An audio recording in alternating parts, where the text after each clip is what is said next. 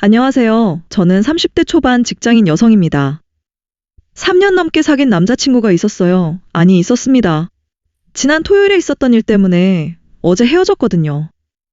그 남자 어머니가 제게 하신 말씀이 있어요.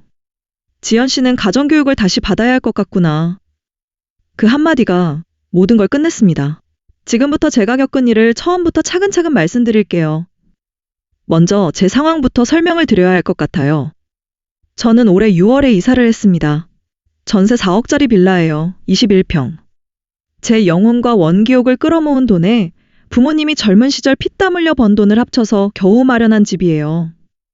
빌라가 옛날 스타일이긴 한데 안은 전부 리모델링이 되어 있어서 21평이지만 훨씬 넓게 쓰고 있어요. 방도 3개나 되고 혼자 살기엔 정말 넓죠. 이사 오고 나서 저는 정말 열심히 집을 꾸몄어요. TV, 워시타워, 드레스룸, 에어드레서, 커피머신, 밥솥, 에어프라이어, 공기청정기. 살림살이를 하나하나 다 구비했어요. 선물로 받은 것들도 많고요. 진짜 누가 몸만 들어와서 살아도 될 정도로 완벽하게 세팅했습니다. 제가 이렇게 이사를 올 수 있었던 계기는 제 남동생 때문이었어요. 동생이 30살인데 작년에 갑자기 아이가 생겼거든요.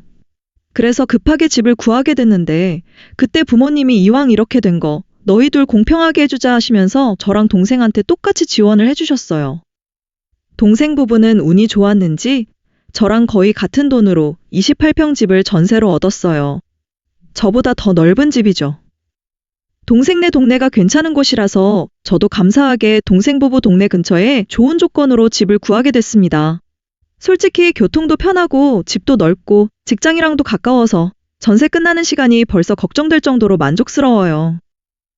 6월에 이사 오고 나서 쉴 때마다 조금씩 정리하다가 9월부터 집들이를 시작했어요. 제 직업이 주말에도 일이 있고 스케줄이 불규칙한 편이라 다른 사람들이랑 시간 맞추기가 쉽지 않았거든요. 그래서 조금씩 나눠서 사람들을 초대했어요.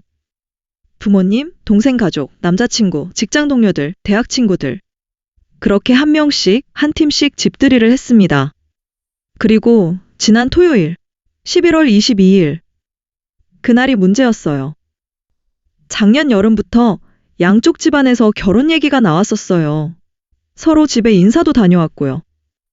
그래서 11월 22일 토요일에 남자친구 부모님을 저희 집으로 모시기로 했습니다.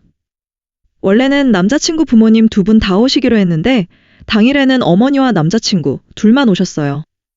저는 며칠 전부터 준비를 했어요. 어머니가 좋아하실 만한 음식들을 알아보고 이것저것 만들고 시키고 저녁 상차림을 정성스럽게 준비했습니다. 그런데 약속 시간보다 15분 정도 일찍 오셨어요. 마침 제가 국간을 보고 있었는데 제 입맛에 좀 짜더라고요. 그래서 물을 좀 더 넣고 있었습니다. 어머님, 어서 오세요. 그래, 집이 참 예쁘구나. 어머니는 집안을 둘러보시면서 이것저것 보셨어요. 저는 최대한 밝게 웃으면서 안내했고요. 어머님, 앉으세요. 식사 준비 다 됐어요. 저녁 식사를 시작했습니다. 어머니는 음식을 드시면서 이것저것 물어보셨어요. 집은 언제 구했는지, 집값은 얼마인지, 이 동네는 어떤지. 저는 성실하게 대답했어요. 전세 4억이에요. 6월에 이사 왔고요. 이 동네는 교통이 편해서 좋아요. 식사를 다 마치고 제가 차와 과일을 준비해서 나왔습니다. 그때였어요. 어머니가 우아한 목소리로 말씀하셨어요. 지연 씨는 가정교육을 다시 받아야 할 것 같구나. 네? 저는 순간 뭔 소린가 싶었어요. 그때 남자친구 어머님이 말씀하셨어요. 국에는 수돗물을 넣는 게 아니야. 아까 내가 봤어. 국에 수돗물 넣는 거. 그건 좀 아닌 것 같구나. 저는 그 순간 머릿속이 하얘졌어요. 수돗물? 국에 수돗물을 넣으면 안 되는 건가? 저희 집은 원래 그랬거든요. 저희 집은 군인 가족이에요. 아버지가 장교로 예편하셨고요. 군인 가족은 대부분 시골에 살게 되잖아요. 저도 경기도 파주에서 자랐는데 제가 어렸을 때 파주는 정말 시골이었어요. 지하수 먹고 살았고 정수기도 별로 없던 시절이었죠. 저는 진짜 어릴 때 논두렁에서 뛰놀고 찔레꽃 줄기 까먹으면서 자랐어요. 그렇게 자라다가 대학을 갔고 취업하면서 서울로 온 케이스예요. 그래서 저희 집은 지금도 국 끓일 때, 밥할 때 모두 수돗물을 써요. 마시는 물만 정수기물이나 생수를 마시고요. 이제 저도 나름 서울에서 살다 보니 집수도에 필터를 다 끼워놨고 생수를 시켜 먹긴 하지만 음식할 때는 당연히 수돗물을 쓴다고 생각했거든요. 그런데 어머니가 갑자기 그런 말씀을 하시니까 저는 어버버했어요. 아, 저는 원래 그렇게 말이 제대로 안 나왔어요. 죄송하다는 말은 안 했는데 기분이 확실히 좋지 않았어요. 그리고 어머니는 거기서 멈추지 않으셨습니다. 그리고 말이야. 어머니가 계속 말씀하셨어요. 지연 씨는 지금 이 집에서 신혼 살림을 시작할 생각인 거야? 네, 그렇게 생각하고 있어요. 남자친구 전셋집은 전전세를 주고 저희는 제 집에서 살면 되잖아요. 남자친구는 그냥 몸만 들어오면 되고 전전세로 월세도 받을 수 있고 저는 그게 합리적이라고 생각했어요. 근데 어머니 표정이 굳어지시더라고요. 어떻게 신혼 살림을 이런 구질구질한 빌라에서 시작해? 지연 씨는 성격이 좋은 건지 멍청한 건지 모르겠네. 돈을 둘이 합쳐서 아파트를 살 생각은 안 하고 왜 이렇게 안주하며 사는 거야? 제 가슴이 쿵 내려앉는 것 같았어요. 시골에서 살아서 그런가? 부동산에 대한 개념이 없나 보지? 저는 그냥 멍하니 앉아 있었어요. 생각하면 할수록 점점 열이 받았지만 말이 안 나왔어요. 그러다가 제가 찻잔을 떨어뜨렸어요. 찻잔이 바닥에 떨어지면서 깨졌습니다. 남자친구가 눈치를 챘는지 얼마 안 있어 일어났어요. 엄마, 우리 이만 가볼까요? 지연 씨도 피곤해 보이는 것 같네요. 그렇게 그날은 끝났습니다. 토요일 밤, 남자친구한테서 전화가 한 통도 없었어요. 저도 연락 안 했고요. 솔직히 너무 기분이 나빴거든요. 일요일 되어서 퇴근길에 제가 남자친구한테 전화했습니다. 오빠, 어제 어머님이 하신 말씀, 그게 무슨 뜻이었어? 무슨 말? 수돗물로 국 끓이면 안 된다고 하시고 가정교육 다시 받아야 한다고 하신 거. 남자친구가 한숨을 쉬더니 말했어요. 아, 그거. 사실 나도 전에 너네 집 놀러 갔을 때 봤어. 수돗물로 밥하는 거. 그래서? 솔직히 나도 놀랐어. 어떻게 수돗물로 밥을 해? 사실 나도 이해를 못했어. 제 귀를 의심했어요. 네가 계속 시골에서 살아서 모르는 것 같은데 서울 사람들은 다 정수기물로 음식해. 수돗물로 하는 사람 없어. 근데 그것보다 더 문제는 남자친구가 말을 이었어요. 네가 어머니한테 너무 불쾌한 표정을 지었어. 그래서 내가 당황해서 빨리 나온 거야. 불쾌한 표정? 응. 어른한테 그렇게 표정 지으면 가정교육 못 받았다고 생각하시잖아. 그러면 네 부모님까지 욕먹는 거야. 저는 말문이 막혔어요. 그러니까 다음에 어머니 뵐 때 꼭 해명해. 알겠지? 해명? 응. 그리고 나도 어머니한테 말씀드렸어. 너무 직설적으로 말씀하신 건 어머니가 잘못하신 거니까 다음에 만나면 사과하시라고. 그럼 이따 봐. 나 지금 바빠. 전화가 끊겼어요. 저는 그 자리에 멍하니 서 있었습니다. 내가 해명을 해야 한다고? 어머니가 직설적으로 말씀하신 게 문제지. 그 말씀 자체는 맞다는 거잖아. 점점 더 화가 났어요. 왜 저는 그 순간에 받아치지 못했을까요? 왜 저는 멍하니 듣고만 있었을까요? 월요일 아침. 저는 출근을 했어요. 하지만 일이 손에 안 잡혔어요. 점심시간에 혼자 조용히 생각을 정리했습니다. 정말 어머님이 수돗물 때문에 저렇게까지 말씀하셨을까? 아파트에 안 산다고 해서 가정교육까지 운운하셨을까? 곰곰이 생각해보니 아니더라고요. 미친 게 아닌 이상 그런 이유로 가정교육 타령을 할 리가 없잖아요. 그날 어머니는 마음 먹고 오신 거예요. 저를 떨어뜨리려고. 아, 나를 처음부터 마음에 안 들어 하셨구나. 그제야 깨달았어요. 제 직업 때문이었어요. 제 직업에 대해 편견이 생길까봐 걱정되어 명확히 언급은 안 할게요. 제 직업은 대중매체에서 항상 드세고 바쁘고 피곤한 직업으로 그려지거든요. 물론 반은 맞고 반은 틀려요. 실제로는 그렇게 드센 일도 아니고 스케줄도 일정해요. 처음에 들쑥날쑥하다고 했는데 정확히 말씀드리면 스케줄은 일정한데 그냥 늦게 끝날 뿐이죠. 주말에는 일 자체는 없지만 혼자 봐야 할 것도 많고 출장도 꽤 많아요.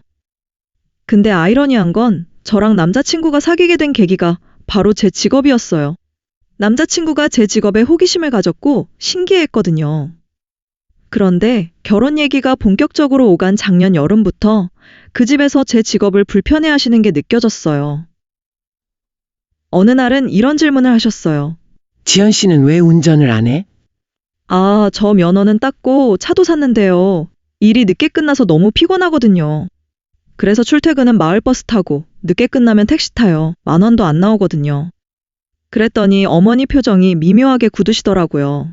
차도 있는데 운전도 안 하고 택시나 타고 다니는 여자, 그렇게 생각하신 것 같았어요. 그리고 아이 얘기도 나왔었어요. 그렇게 늦게 끝나는데 둘이서 어떻게 아이 키울 생각이야? 저는 너무 해맑게 대답했었죠. 육아휴직은 3년 보장되어 있는데 다 쓸 생각은 없어요. 평일에는 시터 이모랑 남자친구가 보고 주말에는 제가 오롯이 볼게요. 그때 어머니 얼굴이 굳어지셨어요. 아, 그 집에서는 나 같은 며느리를 원하지 않으셨구나. 9시 출근 6시 퇴근하는 평범한 직장 여성을 원하셨던 거죠. 그리고 제 친정도 마음에 안 드셨을 거예요. 군인 자녀라서 이사를 많이 다녔고, 그래서 친구도 별로 없고, 부모님이 젊은 나이에 결혼하셔서 사회 경험이 별로 없으시다는 것도. 그리고 결정타. 제 남동생이 결혼 전에 임신했다는 것. 그것까지 다 마이너스였던 거예요. 저는 점심을 먹다 말고 결심했습니다. 헤어지자.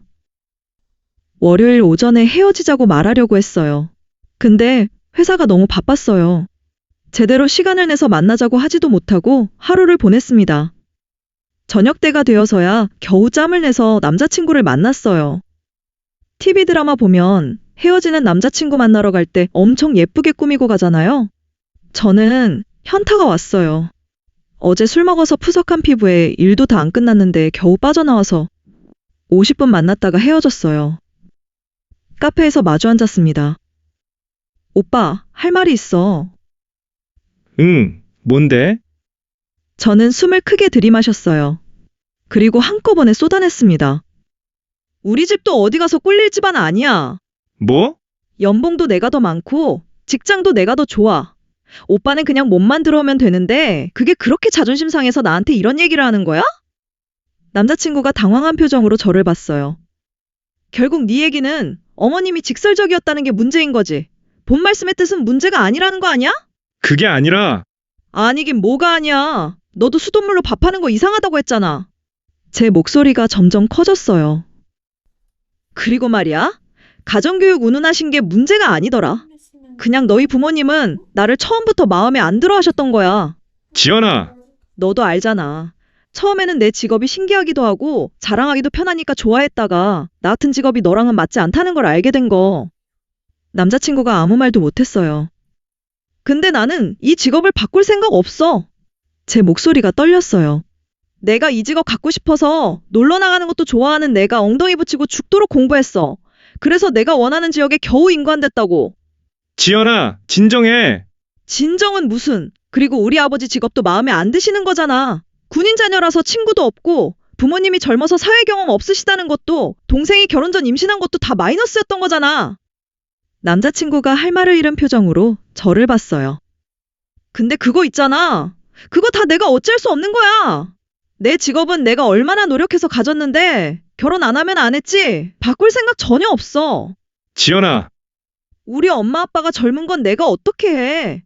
대학 때 서로 눈 맞아서 결혼하고 나를 낳으셨는데 그게 내 잘못이야? 그건, 그리고 내 동생 결혼 전에 임신했다고? 그럼 뭐 어쩌라고? 그게 나랑 무슨 상관인데? 저는 숨을 크게 들이마셨어요. 그리고 마지막 한마디를 했습니다.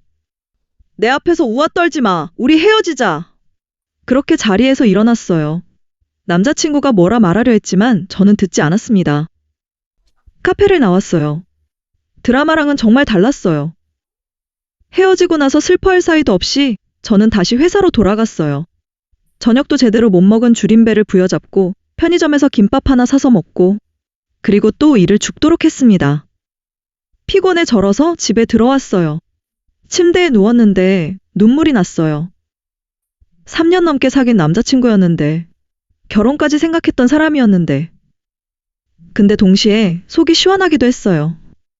내 앞에서 우아 떨지 마 하고 나왔을 때 정말 후련했거든요. 다음날 화요일, 수요일, 목요일. 저는 또 일했어요. 늘 그랬듯이. 그리고 이번 주 토요일. 저는 아무 계획도 안 잡았어요. 그냥 집에서 3년 사귄 남자친구랑 헤어진 기념으로 마음껏 슬퍼할 생각이에요. 울고 술 마시고 드라마 보고 그렇게 하루 종일 멍 때릴 거예요. 그리고 월요일 되면 저는 또 일할 거예요. 생각해보면 정말 억울한 게 많았어요. 사실 우리 부모님도 배울 만큼 배우신 분들이거든요. 굳이 유치하게 집안 자랑하고 싶지 않지만 우리 집도 꽤 괜찮은 집안이에요. 근데 어머니가 저보고 가정교육 운운하시는 게 정말 기분이 나빴어요. 그리고 궁금한 게 있어요. 정말 다른 서울 분들은 다 정수기물로 음식하시나요? 우리 부모님은 여전히 수돗물로 하시고 제 동생 와이프도 완전 서울 사람인데 그 친구도 조카 음식 다 필터 낀 수돗물로 해요. 평소에 제가 다른 사람 집 갈 일이 별로 없어서 잘 모르겠거든요. 근데 솔직히 설령 다들 정수기물로 음식을 하신다고 해도 저는 헤어지고 싶어요. 가정교육을 운운한 것 자체가 너무 기분 나빴거든요. 그리고 결정적으로 그 집안은 저를 원하지 않았어요. 제 직업도 제 친정도 제 모든 것이 마음에 안 드셨던 거죠. 그런데 제가 뭘 바꿀 수 있나요? 저는 제 직업이 좋아요. 이 일을 하기 위해 얼마나 노력했는데요. 우리 부모님도 제가 원하는 직업을 갖게 되어서 엄청 좋아하셨어요. 아버지가 농담 삼아 우리 딸은 시집 엄청 잘 가겠다 하시면서 좋아하셨죠. 만약 제가 남자였다면 처가에서 엄청 좋아했을 직업이거든요. 근데 며느리로서는 안 되는 거였나 봐요. 이제 와서 생각해보니 그 모든 게 다 어긋나 있었어요. 저는 제 인생을 살고 싶어요. 제 직업을 지키고 제 방식대로 살고 싶어요. 그래서 헤어지길 잘했다고 생각합니다. 제가 잘했다고 위로 좀 해주세요.